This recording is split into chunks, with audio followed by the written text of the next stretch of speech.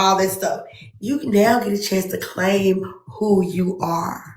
That's where your authenticity comes in it. That's where your true self comes in it before the mirrors where people told you how to be, how to show up and all this stuff. So it's a beautiful journey. I don't want people, because we talk about this journey a lot and we talk about the ups and downs and all that stuff. But I know a lot of people are afraid because they're afraid to face their stuff. I mean, when I first got on my journey and Spirit told me, I hear it plain as day, I can never forget it, was like, you gotta face your own shit.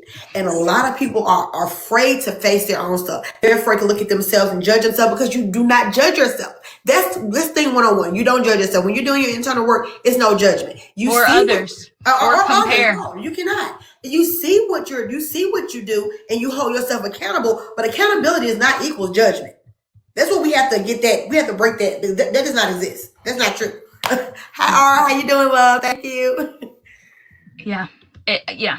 That is, it's hard though when we live in a society that we've always been judged or we've always judged or we've always compared. Comparison is still a judgment. Yeah. Comparison is a thief of joy. 100%. Yes. And I will say too, sometimes it's uncomfortable to tell yourself you are enough. It was so uncomfortable to tell myself that. Yeah. So I would ask myself, how would I feel if I believed I was enough?